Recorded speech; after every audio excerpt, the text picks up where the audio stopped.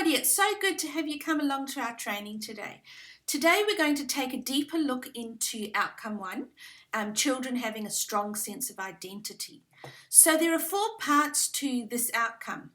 The first thing that we're going to look at in detail today is helping children to feel safe, secure and supported. In the coming lessons, we will be looking at the other indicators for this outcome. But today, let's jump into it. So in this training, you're going to learn how to move children to a place of feeling safe, secure and supported. You're going to confidently understand this outcome, and you're going to learn how to plan for this outcome in your practice. Not only that, today you are actually going to develop your own implementation roadmap for this indicator within this outcome.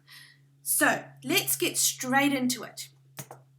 So we're going to look at it from the child's perspective of what this looks like, and we're going to look at it from the point of view of the educator and what the educator needs to be doing, what you need to be doing to help children to feel safe, secure and supported. Now with this outcome, it's really important to understand it. Let's have a think about what the opposite looks like. So what kinds of things are you looking at if this isn't happening? Okay, so the opposite of this outcome is children feeling unsafe, insecure and unsupported. So let's think about that. What are the children doing? So often you might see tension between children, fear surrounded by new experiences. Maybe parent feedback is showing fear, anxiety about issues or their child. Maybe there's separation anxiety. Maybe there's children not supported in their learning behaviour and program. So those are the types of things that you look at, and it's always helpful to just have those in the back of your mind when you are looking deeply at this outcome. So let's look at the child. What does it look like when children are feeling safe, secure and supported? Well, children who are doing this, they communicate their needs for comfort and assistance. They seek to participate in new experiences. They respond to ideas and suggestions from others. They initiate interactions and conversations with trusted educators. They initiate and join in play. Safe, secure and supported children will explore aspects of identity through role play, and they will establish and maintain reciprocal, respectful relationships with other children and educators. Now, this isn't an exhaustive list, but and you can always make up your own, but it's just a start as to what this looks like. So let's break it down and let's look at the words of what children are doing when they feel safe, secure and supported. They are communicating, seeking, responding, initiating, exploring and establishing. So using those words when you create outcomes can be very, very helpful. Let's keep looking at what educators are doing. So educators are providing children with strategies to make informed choices, promoting a child's sense of well-being, connectedness and belonging. They're maintaining high expectations for each child's capabilities.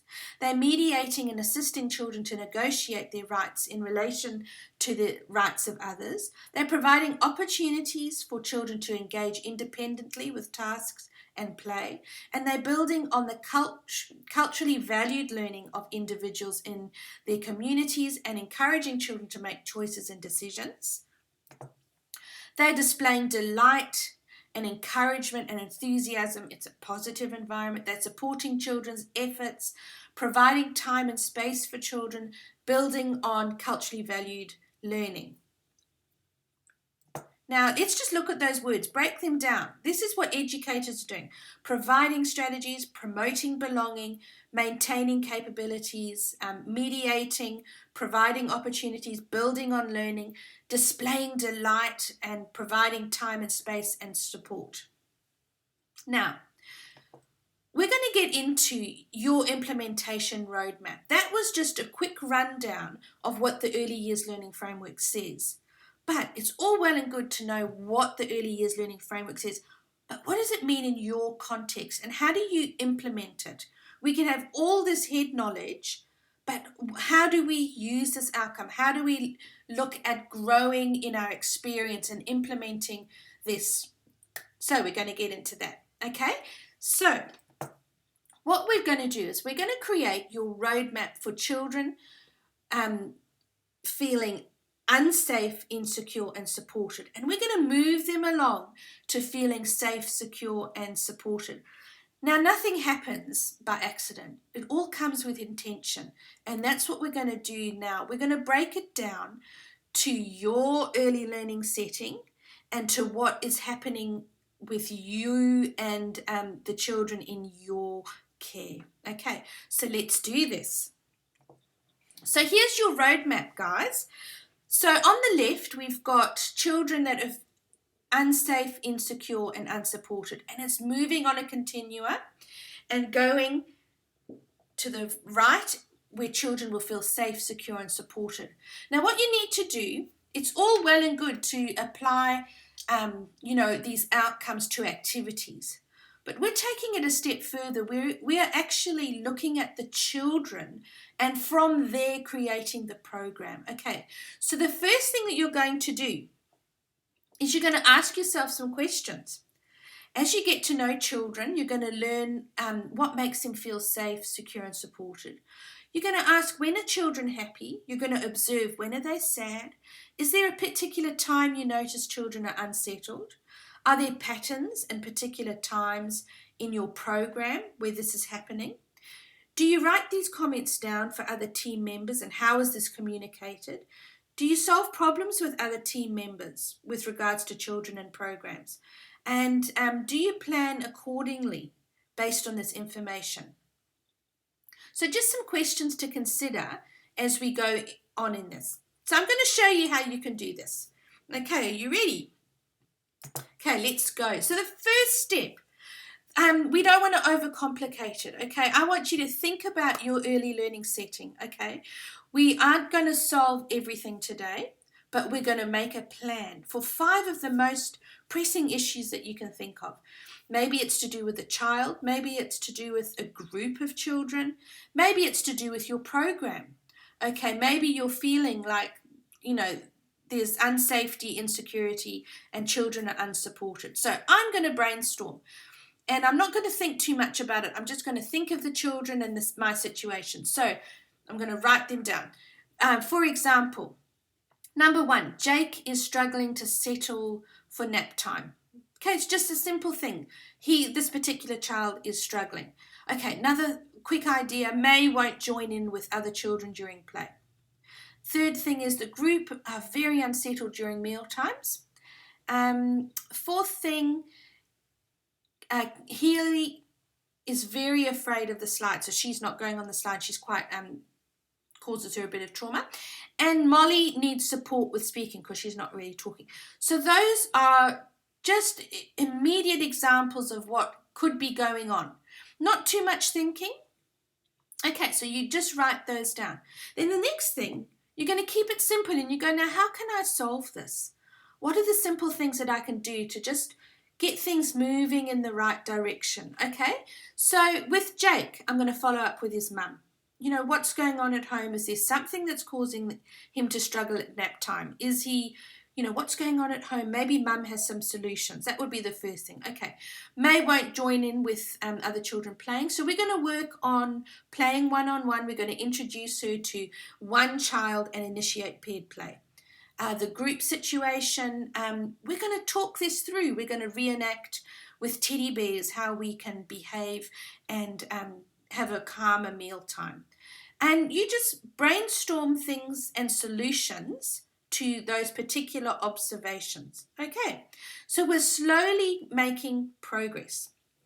Now, what I want you to do then is I want you to then look at the outcomes that we've discussed earlier, okay? And then I want you to look at what are you actually doing in this situation with the solution that you've come up. What is the outcome that you're looking at, okay? So, for example, with Jake, he was struggling with nap time. You're going to follow up with mum. What you're really doing is you are building on the knowledge from the family, okay? And that's the language that's used within the EYLF. Now, it's very easy. You can have those outcomes and you can copy and paste them next to the solution, okay? The second thing, you're promoting a child's sense of well-being and connectedness and well-being by helping them play one-on-one and join in with the game, okay? So we're taking real issues that we have, we're talking about solutions, and then we're thinking about what's the EYLF terminology that we are adding to our planning.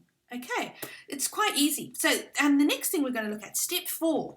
Step 4 is providing feedback based on the implementation of your solution. Okay, so these are different times. Maybe you've got the solution, you're implementing it. Now you're going to provide feedback based on what you've just implemented. Does that make sense? Okay, so like with Jake, the feedback is after I had a conversation with Mum, Mum mentioned his teddy bear. Just a simple thing. Okay, that's wonderful. So you write that down, and then maybe a week later, you just provide the second bit of feedback to go, that issue is completely resolved now. Okay, and you just systematically at different times provide feedback. Just jot down the date. And what you'll find is those issues, you are moving children from feeling unsafe, insecure, and unsupported to feeling safe, secure, and supported. Now, do you see how easy it is when you look at it like that? Do you see how easy it is to apply what's going on and then use the early years learning framework? Okay, I'm going to show you. On the far right, you'll see the EYLF statements, initiate interactions and conversations with trusted educators. And these are the things on the right that the children are now demonstrating. There's evidence of these things happening. But you've provided the feedback and the monitoring and the documentation with how these things are being resolved. Okay, so that's step 5. Add what the child is doing. Okay, and this might take a few weeks to actually be resolved, but at least you're monitoring it in step 5. Okay, the next thing, that's kind of the whole picture. You can see there the whole framework of the observation, your solution, your application of the early years learning framework kind of language that we're adding, your feedback at different points, and then what the child is doing and how this is evident.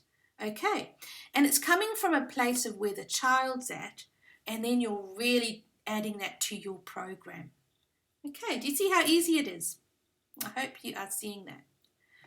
Okay, so I want to just say, this whole process, it's a team effort. So if you try and focus on every single issue that you see, you're going to feel really overwhelmed. So my suggestion, if you were interested in, I would recommend working on 5 issues, but doing it on a regular basis, resolving issues, and maybe adding another issue that you can really look at and solve. But the point of this is you are reflecting, documenting, programming, and that cycle of improvement is happening, okay? And that's really important. So do you see how easy it is to improve children, to move children from a place of feeling insecure, unsafe, and unsupported? Are you more confident in not only understanding this outcome, but applying and solving real issues? Do you see how your reflection and monitoring of these small issues can help your overall early learning environment? And do you see with this process how your ongoing reflection will guide your planning and practice in a real practical way? Now, if an issue isn't resolved, okay, this would be my recommendation, is that you just keep it on your little list of what's happening, okay? And some issues may require ongoing attention, but at least there's a little bit of space for you to add what's happening. So you don't want to have an overwhelming amount of paperwork. Okay, that's not the purpose of this, but you do want to track the issues and document what's been happening. And you can do that with just very simple feedback. What's happening? How have you caught up? Okay. And the thing is, what's really great about this is you'll be able to see lots of issues and observations that are resolved. Okay. And that's quite encouraging as well. Don't work on too many things, but just make it a consistent thing that you do within your early learning setting. So, to make this easy for you, everybody, I have provided a downloadable template for you, okay? And what you can do is you can do this process right now. In the next 10 minutes, it's called our doing time. So not only with our training are we learning, but we are taking what we've learned and we're going to apply it straight away. Isn't that a great thing to do? You are going to think of 5 issues that you have, 5 quick solutions. Then in the third column, you're going to think about, what is the educator doing? What am I doing? And you can actually, in that document that I'm giving you, you can copy and paste your little outcomes there. You know, this is kind of the evidence of what you're doing.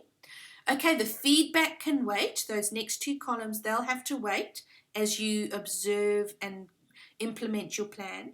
But you can also put on the right, what's your final kind of goal at the end there for children to be doing? Okay.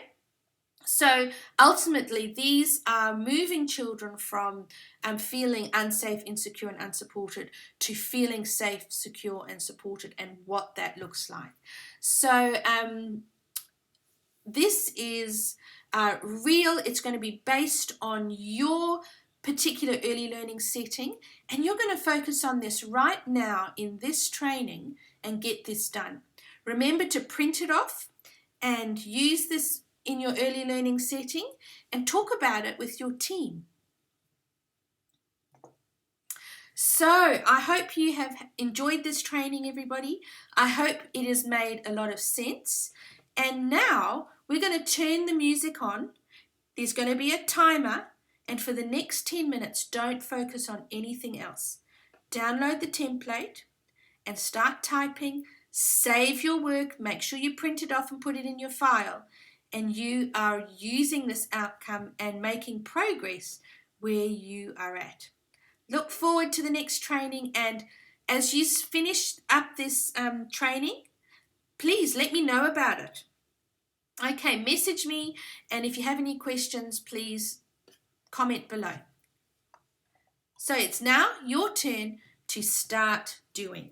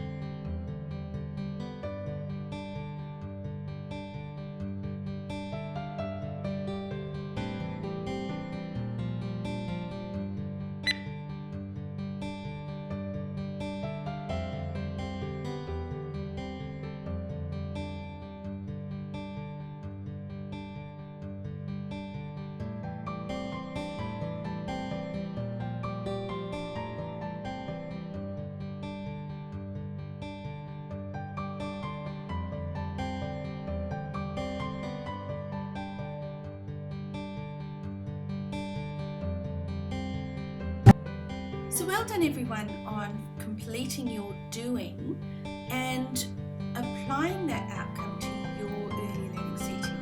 So next training we're going to talk about developing an emerging autonomy, interdependence, resilience and sense of agency. So in the meantime, I'm glad you have made some progress, and I really hope that you can see that this is maybe easier than what you think. So until next time, we'll take care and have an awesome